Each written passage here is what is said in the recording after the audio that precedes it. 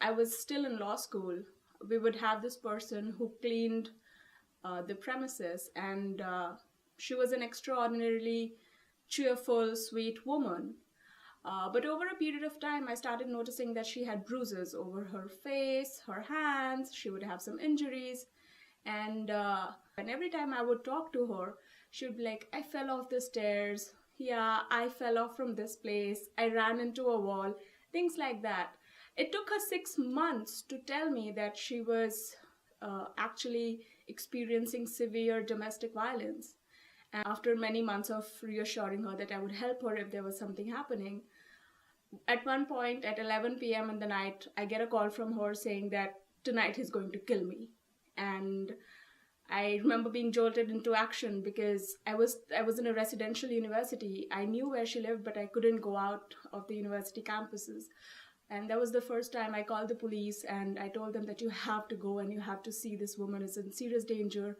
And unfortunately, as in many places where you see there are high rates of crime, there's also a tendency to condone violence against women. So it took a lot of time to convince the police to go and see her and make sure that she's okay. That whole episode, and seeing how a survivor reacts and seeing how a survivor finally comes to take action, and then how things can get better, that inspired me, because that made me realize that we need to view violence much more closely, because it's not a one-time incident, it's a pattern which affects women, and it affects women's confidence, their ability to work, their ability to be good mothers, all of it.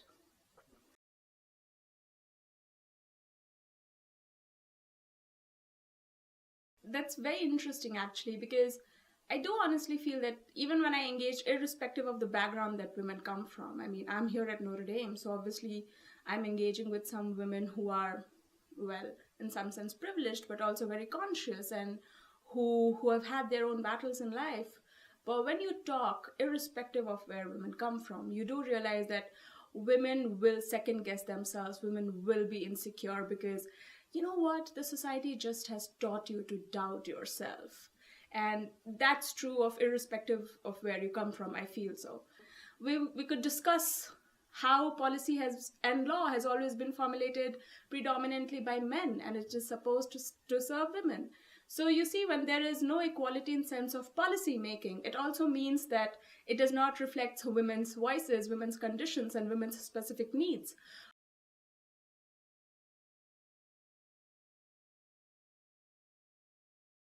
That's the interesting part of being with the academicians and professors that we are here. Their perspective is not specific to a country, it's not rooted in one part of the hemisphere. Given the experience that they have, they're able to tell you of strategies that would work in different parts of the world for different human rights abuses and human rights issues. I have had a wonderful experience of learning what are the different possible ways of bringing accountability.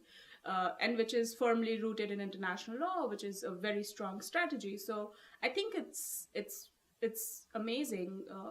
Yeah, it's very, very valuable.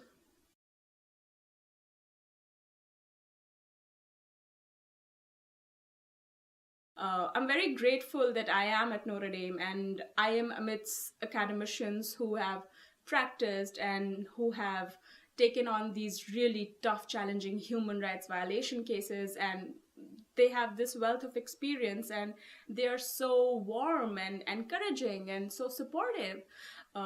It's fantastic. I couldn't have asked for anything more.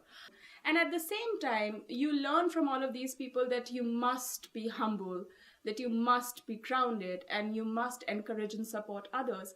Uh, I think that came out very, very well when we were engaging with the former Special Rapporteur, Juan Mendez.